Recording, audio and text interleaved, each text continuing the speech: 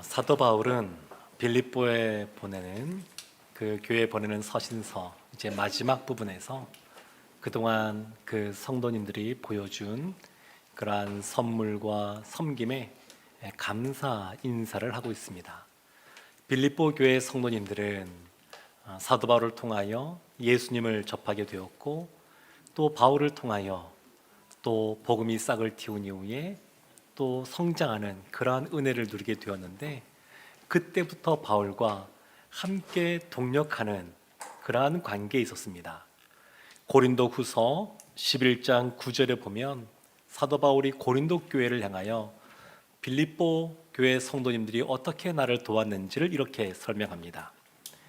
또 내가 너희와 함께 있을 때 비용이 부족하였으되 아무에게도 누를 끼치지 아니하였음은 마게도냐에서 온 형제들이 나의 부족한 것을 보충하였음이라. 내가 모든 일에 너희에게 폐를 끼치지 않기 위하여 스스로 조심하였고 또 조심하리라. 마게도냐에서 온 형제들, 이들이 빌립보 성도님들입니다. 그러니까 고린도 지역에서 1년 6개월 정도 그곳에 있으면서 또 자신의 필요한 것들, 천막을 치면서 자비량으로 사도 바울이 살았지만 또 필요한 선교 사역, 복음 사역에 필요한 재정을, 그 부족한 것을 이 빌립보 교회 성도님들이 채우고 있었던 겁니다. 그래서 사도 바울이 이 빌립보 교회에 대하여 특별한 마음들이 있었습니다. 그리고 오늘 본문이 시작하는 빌립보서 4장 10절을 보면 바울이 이 성도님들을 향하여 세심하게 배려하면서 그리고 사랑으로 이런 말을 합니다. 내가 주 안에서 크게 기뻐함은 너희가 나를 생각하던 것이 이제 다시 싹이 남이니 너희가 또한 이를 위하여 생각은 하였으나 기회가 없었느니라. 사도 바울이 크게 기뻐하였습니다. 원래 바울 안에 늘 주님이 주시는 기쁨이 있었는데, 근데 빌립보 교회 성도를 향하여 내가 크게 기쁘다. 그 이유를 이렇게 설명합니다. 그 중간에 너희가 나를 생각하던 것, 그것이 다시 싹을 틔우게 되었다. 그러니까 이유는 모르겠지만 빌립보 교회 성도님들이 사도 바울과 늘 관계를 갖고 후원을 했는데 어느 순간 그것이 끊어지게 되었습니다. 그리고 이제 다시 로마의 감옥에 있는 바울에게 그 손길이 이어지게 되었습니다. 그때 사도 바울이 내가 이 너희들의 그러한 섬김, 이러한 헌금 때문에 내가 기쁜 것이 아니라 진짜 기쁜 것은 너희가 나를 생각하고 나의 복음 사역, 선교 사역에 기도로 또 물질로 함께 연결된 것, 그것이 너무너무 기쁘다는 겁니다. 그러면서 너희가 또한 이를 위하여 생각은 하였으나 기회가 없었느니라 이렇게 말하고 있는데, 그 끊어진 이유가 어쩌면 오늘날 우리가 코로나 때문에 코로나19로 말미암아 또 어떤 교회들은 또 선교사님들에게 보내는 후원금을 더 이상 보내기 어려운 그런 안타까운 일들도 듣게 되는데, 마치 그런 것 같은 이유 때문에 못 보냈을 수도 있고, 또 여러 가지 소식을 잘 알지 못해서 못 보낼 수도 있고, 이유는 정확하게 모르겠지만 그 보내지 못한 것 때문에 빌립보 교회 성도님들이 마음에 부담감을 가질까 봐, 우리가 늘 보냈어야 되는데 그러지 못한 것 때문에 마음에 어려움을 가질까 봐 사도 바울이 먼저 이와 같은 말들을 하는 겁니다. 너희가 마음은 있었으나 그런 기회를 찾지 못했고 이제 다시 이어진 것 때문에 내가 너무 기쁘다. 주 안에서 너무 기쁘다. 이렇게 말을 하는 겁니다.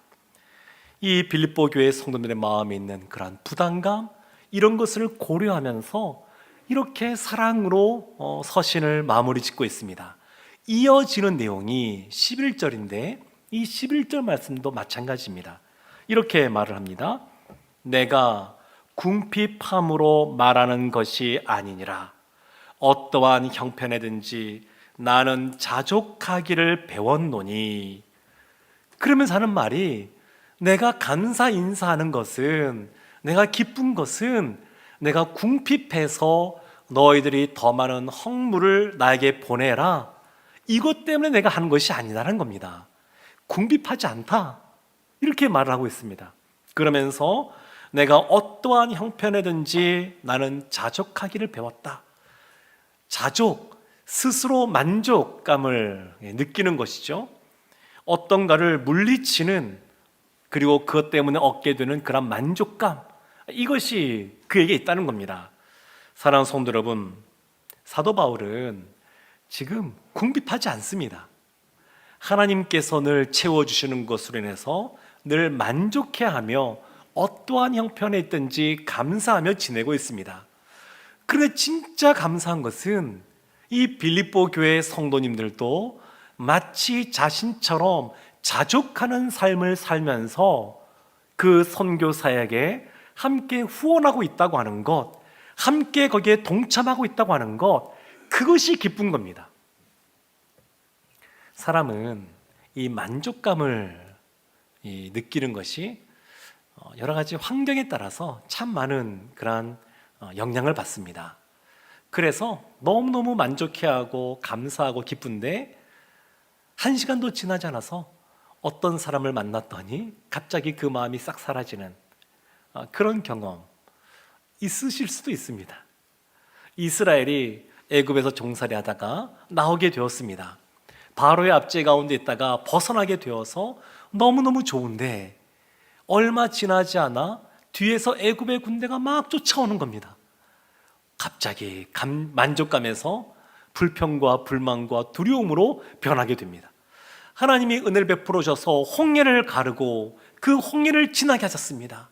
사람들이, 여인들은 소고를 치고 춤을 추고 또 남녀 할 것 없이 찬양을 부르고 그런 일들이 있게 됩니다. 그리고 나서 며칠 지나지 않아 마라의 그 쓴물 때문에 또 불평하고 불만을 쏟아내는 것을 볼 수 있습니다. 그러니까 사람이 그 만족, 참된 만족을 누린다라고 하는 것은 참 쉽지 않은 것을 볼 수 있습니다. 그럼에도 불구하고 성경에 보면 상황에 요동하지 않는, 주님이 주시는 참된 만족, 자족을 누리는 그러한 일들이, 또 그러한 경우들이 참 많이 나옵니다. 우리가 잘 아는 하박국 3장 17절 18절 말씀도 마찬가지입니다. 비록 무화과 나무가 무성하지 못하며 포도나무에 열매가 없으며 감람나무에 소출이 없으며 밭에 먹을 것이 없으며 우리의 양이 없으며 외양간에 소가 없을지라도 나는 여호와로 말미암아 즐거워하며 나의 구원의 하나님으로 말미암아 기뻐하리로다. 하박국 선지자가 하나님 때문에 기뻐하고 즐거워하는 겁니다. 그냥 눈에 보이는 우리 어떤 환경, 그 환경에서 나타난 어떤 결핍, 부족, 거기에 만족감이 흔들리는 것이 아니라 우리는 본질적으로 하나님 안에 거할 때 기뻐하고 감사하고 찬양하는 영혼이라는 것을 이 하박국 선지자가 알고 고백하고 있는 겁니다. 근데 하박국서를 보면 이 하박국 선지자가 처음부터 이렇게 변했던 것은 아닙니다. 처음부터 이런 수준에 있었던 것은 아닙니다. 그 과정이 있었습니다. 다윗도 그렇습니다. 다윗도 처음부터 하나님을 찬양하고 거기에서 흔들림 없이 만족을 누리며 살았던 것이 아닙니다. 시편 13편 1절과 2절 말씀에 이렇게 다윗이 고백합니다. 여호와여, 어느 때까지니까 나를 영원히 잊으시나이까? 주의 얼굴을 나에게서 어느 때까지 숨기시겠나이까? 나의 영혼이 번민하고 종일토록 마음에 근심하기를 어느 때까지 하오며 내 원수가 나를 치며 자랑하기를 어느 때까지 하리이까? 이 질문이 몇 번이나 나오는지 모릅니다. 어느 때까지니까? 잊으시나이까? 그리고 숨기시겠나이까? 근심하기를 어느 때까지 하리이까? 어느 때까지 하리이까? 이 반복해서 이 다윗이 이렇게 묻고 나아갑니다. 다윗이 원하지 않았지만 그 어린 시절에, 소년 시절에 사무엘의 그러한 기름 부음을 통하여 왕으로 세워지게 됩니다. 그런데 기름 부음 받다고 바로 왕이 되는 것이 아니라 십수년의 세월을 고생하는 시간들을 보냅니다. 그러면서 이 다윗이 고백하는 겁니다. 어느 때까지입니까? 그렇지만 우리가 잘 아는 시편 23편 4절 말씀 보면 다윗이 이렇게 또한 고백합니다. 내가 사망의 음침한 골짜기로 다닐지라도 해를 두려워하지 않을 것은 주께서 나와 함께 하심이라. 주의 지팡이와 막대기가 나를 안위하시나이다. 이 고난의 시간, 광야의 학교, 이 시간을 지난 이후에 다윗이 고백하는 겁니다. 내가 사망의 음침한 골짜기를 지날지라도 나에게는 안정감이 있습니다. 나에겐 만족감이 있습니다. 이렇게 고백하는 겁니다. 우리가 힘든 시간들을 보낼 때 더 힘든 것은 하나님 앞에 하나님은 왜 내가 이런 일을 겪어야 됩니까? 이렇게 질문하며 나가는데 답이 없는 겁니다. 욥기서를 보게 되면 욥이 반복해서 하나님께 묻고 나가는 질문이 그것입니다. 하나님이 나의 의로움을 모르셔서 그런 것 같은데 내가 하나님 앞에 죄를 범하지 않았습니다. 근데 왜 나에게 이와 같이 육체의 질병, 또 자녀가 먼저 세상을 떠나는 이러한 일들, 모든 재산이 날아가는 이러한 일들, 사람들로부터 비난받는, 정죄받는 이런 일이 나에게 왜 벌어집니까? 왜 이렇습니까? 왜? 이렇게 묻습니다. 하나님, 이 상황에서 어떻게 할까요? 이렇게 물었으면 더 좋았을 텐데 욥이 그 당시에는 거기까지 못 나간 겁니다. 그러다가 하나님의 말씀이 들려지고 그 이후에 보게 되면 변화된 욥의 모습을 볼 수가 있습니다. 다윗도 마찬가지입니다. 처음부터 내가 사망의 음침한 골짜기로 지날지라도 이렇게 고백했던 것이 아닙니다. 사랑하는 성도 여러분, 많은 믿음의 선진들이 이와 같은 시간들을 보냈습니다. 모세도 보면 광야에서 40년이라고 하는 홀로 목자로서 40년이라고 하는 시간을 보내는 그러한 어려운 시기를 통과했습니다. 그리고 야곱도 보면 그렇습니다. 처음부터 복받은 모습으로 살았던 것이 아니라 나이가 80세 다 될 때까지 결혼도 못하고 그리고 거의 100세 될 때까지 무일푼으로 자녀만 많이 있는 그러한 삶이 야곱의 삶이었습니다. 그리스도인은 그래서 과정 속에 있습니다. 한순간에 이와 같이 사도 바울처럼 자족하는 삶을 살아가는 것이 아니라 그러한 삶에 이르기까지 여러 가지 시간들을 보내고 하나님 앞에서 또 머무는 시간들을 갖고 하나님을 알고 경험하고 누리고 그런 시간들을 통하여 이와 같이 자족함에 이르는 삶에 도달하는 것을 볼 수 있습니다. 노아가 만든 방주를 보면 그냥 거기에 엔진이 있어서 움직일 수 있는 것도 아니고 방향을 설정할 수 있는 키가 있는 것도 아니고 그리고 옆에 창문이 많아서 시원하게 무엇인가 밖을 볼 수도 없었습니다. 하나님이 다 막아놓게 만들고 그 요동치는 그 물들 그리고 위에서부터 억수로 쏟아내리는 그런 비를 바라보지 않고 하나님만 바라보라고 조그마한 창문을 그냥 지붕 위에만 천장에만 하나 두 개 만들었습니다. 사랑하는 성도 여러분, 그래서 하나님만 의지하는 사람은 자족이 무엇인지를 깨닫게 됩니다. 하나님만 바라보는 사람, 우리의 삶에 부족하고 불만족스럽고 결핍이 있는 이 상황을 바라보는 것이 아니라 하나님만 의지하는 사람은 하나님께서 만족하는 주님 안에서 진정으로 만족을 누리는 자족을 알게 하십니다. 시편 62편 1절과 2절에서 그래서 이렇게 고백합니다. 나의 영혼이 잠잠히 하나님만 바라며 나의 구원이 그에게서 나오는 도다. 오직 그만이 나의 반석이시요 나의 구원이시요 나의 요새이시니 내가 크게 흔들리지 아니하리로다. 아멘. 이와 같은 시간들을 보낸 이후에 나오는 고백입니다.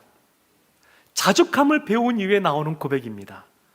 사랑하는 성도 여러분, 사도 바울은 자족의 삶에 대해서 보다 구체적으로 두 가지를 설명합니다. 그것이 12절, 빌립보서 4장 12절 말씀입니다. 나는 비천에 처할 줄도 알고 풍부에 처할 줄도 알아. 모든 일 곧 배부름과 배고픔과 풍부와 궁핍에도 처할 줄 아는 일체의 비결을 배웠노라. 비천, 배고픔, 궁핍, 이러한 삶이 있고 또 배부름, 풍부, 이러한 삶이 있는데 어떠한 삶에서도 자족하는 것을 배웠다. 이렇게 고백합니다. 사도 바울은 누구보다 감옥에 많이 갇힌 사람이고 매도 많이 맞은 사람입니다. 고린도후서 11장 26절 27절에 바울이 이렇게 고백합니다. 여러 번 여행하면서 강의 위험과 강도의 위험과 동족의 위험과 이방인의 위험과 시내의 위험과 광야의 위험과 바다의 위험과 거짓 형제 중에 위험을 당하고 또 수고하며 애쓰고 여러 번 자지 못하고 줄이며 목마르고 여러 번 굶고 춥고 헐벗었노라. 사도 바울이 이런 어려운 일들을 보냈습니다. 오늘날은 우리 사회에서 먹을 것이 부족하지 않은 그러한 시대를 우리가 살고 있지만 몇십 년 전만 하더라도 보릿고개라는 것이 있지 않았습니까? 그 시대를 살았던 어르신들은 아마 이것이 무엇인지 알 겁니다. 배고픔이 뭔지, 헐벗음이 뭔지, 쉼을 누리지 못하고 늘 일할 수밖에 없는 삶이 어떠한 삶인지, 잠을 충분히 자지 못하고 힘써야 될 것이 어떤 것인지 그러한 삶들을 아실 겁니다. 그런데 사도 바울이 그 같은 삶을 살면서도 자족함을 배운 겁니다. 예수님도 그러셨습니다. 여우도 굴이 있고 공중의 새도 거처가 있는데 인자는 머리 둘 곳이 없도다. 주님도 그러한 삶을 사셨습니다. 사랑하는 성도 여러분, 뿐만 아니라 이 풍부, 배부름이 있습니다. 가난할 때만 문제가 있는 것이 아니라 부유할 때도 문제가 많습니다. 디모데전서 6장 9절과 10절 이렇게 말합니다. 부하려 하는 자들은 시험과 올무와 여러 가지 어리석고 해로운 욕심에 떨어지나니 곧 사람으로 파멸과 멸망에 빠지게 하는 것이라.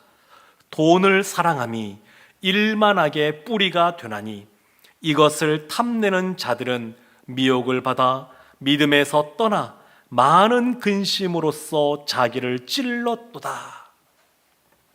부하려 하는 자들, 그러니까 부자 이렇게 말하지 않고 부하려 하는 자들, 그러니까 단지 돈이 많은 사람이 아니라 지금 우리가 갖고 있는 이 재물에 만족을 누리지 못하는 사람, 우리가 지금 얼마를 벌고 있든 거기에 만족을 못하고 조금 더 많이 있기를 원하는 부하려 하는 사람들, 이 사람들에게 어려움이 있는데 그것이 시험, 올무, 그리고 욕심으로 말미암는 파멸, 멸망, 이런 데 빠질 수 있다는 겁니다.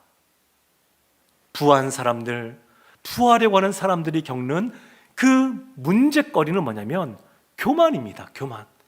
교만 때문에 부자가 천국에 들어가기가 낙타가 바늘길을 통과하는 것보다 어렵다, 이렇게 말씀하시는 것처럼 교만 때문에 오는 어려움들이 있습니다. 마셜 맥루언 박사, 그 미디어 쪽에서 유명한 그 박사님 쓰신 책이 있는데 미디어는 인간의 확장이라는 책이 있습니다. 미디어는 인간의 확장, 말 그대로 그 책명이 이 내용인데 예를 들면 이런 겁니다. 미디어가 발달하면서 멀리 떨어진 사람에게 나의 말이 전달이 되고 또 멀리 떨어져 있는 사람의 의사를 내가 또한 알게 되는, 근데 단순히 미디어가 단지 물리적인 확장만 우리 가운데 가져온 것이 아니라 욕심의 확장도 가져왔습니다. 코로나19 이 시대를 맞이하면서 1인 미디어 시대도 너무너무 많이 확장이 되었고 사람들로 하여금 부동산, 또 주식, 여러 가지 재산을 불릴 수 있는 그러한 영상들이 그냥 홍수처럼 넘쳐나는 시대가 되었습니다. 그러다 보니까 사람들의 관심이 그곳에만이 쏠리게 되는, 그러면서 더 마음에 탐심이 생기는 그러한 어려움들이 우리 가운데 찾아왔습니다. 오래전에 유행했던 CF 광고 카피가 부자 되세요, 그런 말이 있었습니다. 근데 이것이 순식간에 전 국민에게 유행이 되면서 사람들이 만날 때 그 당시 인사가 안녕하세요 이것이 아니라 그냥 부자 되세요 이런 것이었습니다. 그러니까 사람들이 이 미디어 때문에 확장됐다기보다 원래 마음에 다 부자가 되고 싶은 욕망들이 있는 겁니다. 옛날에도 지금도 마찬가지입니다. 다 사람들은 부자가 되고 싶은 마음이 있습니다. 부자가 되면 뭔가 자유로울 것 같고 무엇인가 다 할 수 있을 것 같고 이런 마음들이 있는 겁니다. 그런데 이런 미디어 때문에 이것이 급속도로 확장이 됐던 것이죠.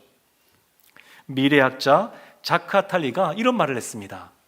부의 창조가 기독교의 등장으로 말미암아 더 이상 사람에게 축복이 아닌 것이 되었다. 무슨 말이냐면 이 기독교 때문에, 이 하나님의 말씀을 믿고 따라가는 이 사람들 때문에 세상은 이 물질 만능주의가 판을 치고, 그래서 부를 많이 가지면 가질수록 그것을 복된 것이라고 말하는데 이것을 거스르는 사람들이 있다는 겁니다. 부가 아무리 많아도 그것이 복이 아니라 더 중요한 것이 있다라고 하는 것, 그것을 말하는 사람들이 있다는 겁니다. 그들이 누구냐면 기독교인이라는 겁니다. 근데 이 사람이 잘못 파악한 것이 있습니다. 그것이 뭐냐면 기독교에서는 부를 부정적인 것으로 이렇게 본다는 겁니다. 근데 그렇지가 않습니다. 성경은 부를 나쁜 것, 부정한 것이라고 말하지 않습니다. 예수님 당시에 예수님의 그 사역을 도왔던 사람들, 그리고 사도시대 때 그들을 도왔던 사람들, 부자였던 사람들이 많이 있습니다. 우리가 잘 아는 아브라함, 이삭, 야곱, 요셉 다 부자입니다. 그래서 문제가 뭐냐면 여기에서 돈을 사랑함이 일만하게 뿌리라고 말하는데 여기서 돈을 사랑한다, 이것이 무엇을 말하는 거냐면 이기적인 부를 말하는 겁니다. 하나님이 주신 부, 재물을 하나님 나라를 위하여 흘려보내고 하나님의 사랑을 나타난 쪽으로 이것을 또 나누는 그러한 것에 쓰지 않고 이 재산을 자기만을 위하여 쓰고자 하는 것, 이기적인 부, 이타적인 부가 아니라 이기적인 부, 이러한 것이 문제다라고 하는 것입니다. 하나님이 우리에게 헌금도 하라 그러시고 그리고 구제도 하라고 하시는데 이것에 전제가 있습니다. 그것은 뭐냐면 이것을 하는 성도들이 하나님이 주시는 부를 갖고 있다. 이것이 첫 번째입니다. 두 번째는 하나님이 주신 것 자신만을 위해 쓰지 말고 흘려보내라는 겁니다. 누가복음 12장 21절에 보게 되면 어리석은 부자를 향하여 예수님이 이렇게 말씀하십니다. 자기를 위하여 재물을 쌓아두고 하나님께 대하여 부요하지 못한 자가 이와 같으니라. 자기를 위하여 재물을 쌓았기 때문에 문제가 되는 겁니다. 자기 자신만을 위하여 홀로 잘 먹고 잘 살기 위하여 재물을 쌓아두는 것, 이것이 문제가 되는 겁니다. 디모데전서 6장 17절부터 19절 말씀에 사도 바울이 이렇게 또한 권면합니다. 내가 이 세대에서 부한 자들을 명하여 마음을 높이지 말고, 교만하지 말라는 거죠. 마음을 높이지 말고 정함이 없는 재물에 소망을 두지 말고 오직 우리에게 모든 것을 후히 주사 누르게 하시는 하나님께 두며, 하나님이 주시는 분이십니다. 18절 말씀에 선을 행하고 선한 사업을 많이 하고 나누어 주기를 좋아하며 너그러운 자가 되라. 나누어 주라는 겁니다. 19절 말씀, 이것이 장래에 자기를 위하여 좋은 터를 쌓아 참된 생명을 취하는 것이니라. 하나님은 하나님의 자녀들이 이 땅에서도 부유하게 살기를 원하십니다. 왜냐하면 예수 그리스도가 부유한 분이시기 때문에 그렇습니다. 예수 그리스도가 그 부유함을 나누어 주는 분이기 때문에 그렇습니다. 그래서 하나님의 자녀들은 예수 그리스도의 그 부유함 속에 주님이 나누시는 그 부유함을 누리며 살아갈 수가 있습니다. 근데 그것을 자기 자신만을 위해 살아가는 것이 아니라 하나님이 보여주시는 사람들, 하나님께서 마음에 들어오게 하는 사람들, 또 복음 사역과 선교 사역에 이것을 나누고 베푸는 삶을 살아가라는 겁니다. 이것이 진정 그들의 앞날의 장래에 생명을 얻게 되는 그러한 일이라고 사도 바울이 디모데에게 부자들에게 이것을 가르치라 이렇게 명령하고 있습니다. 사랑하는 성도 여러분, 그래서 자족하기에 결론이 있습니다. 또 어떻게 하면 자족하며 살 수 있는지 그 비결이 있습니다. 빌립보서 4장 13절 말씀입니다. 너무 유명한 말씀인데 우리 함께 한 목소리로 합독하겠습니다. 내게 능력 주시는 자 안에서 내가 모든 것을 할 수 있느니라. 한 번 더 우리 읽어볼까요? 시작. 내게 능력 주시는 자 안에서 내가 모든 것을 할 수 있느니라. 아멘. 이게 자족의 결과이면서 자족의 비결입니다. 이 구절은 어떤 뜻이냐면 오늘 본문 속에서는 우리가 자족해야지 라고 마음에 결단을 하지만 그것이 안 된다는 겁니다. 이 당시에 헬라 스토아 학파, 그 철학적인 사고를 하는 사람들이 갖고 있는 아주 핵심 덕목, 그들이 추구하는 그런 덕목이 있었는데 그것이 자족이라는 겁니다. 근데 이 사도 바울이 우리가 누리는 자족은 환경의 영향을 받지 않는 것인데 그들도 그와 같이 비슷하게 말합니다. 환경의 영향을 받지 않는 자족, 그것을 그들이 아주 최고의 덕목으로 생각하고 그것을 추구합니다. 그래서 욕망을 줄이는 쪽에 초점을 맞추고 있습니다. 차이점은 뭐냐면 이들은 인간의 의지로 자신의 욕망을 절제하면서 줄이면서 그 자족의 삶을 살 수 있다라고 주장하지만 성경은 그렇게 말하지 않습니다. 사람의 힘으로 되는 것이 아닙니다. 내게 능력 주시는 자 안에서, 주님의 능력 안에서 자족의 삶을 살 수 있는 겁니다. 이 말씀이 그 말씀입니다. 내가 모든 것을 할 수 있다. 내가 궁핍에 처하든 풍부에 처하든, 내가 가난하든 또 부자로 살든 그것과 상관없이 그 상황을 뛰어넘어 내가 주님 안에서 참된 만족을 누리며 살 수 있다.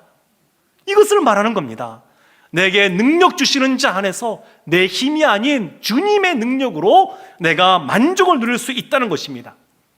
사랑하는 성도 여러분, 자본주의 사회는 이 자족이 더 이상 미덕이 아닙니다. 돈이 신처럼 되어 있습니다. 그래서 이 사회는 더 많은 것들을 가지라고 우리에게 아주 여러 면에서 계속해서 권면하고 또 이끌어가는 것을 볼 수 있습니다.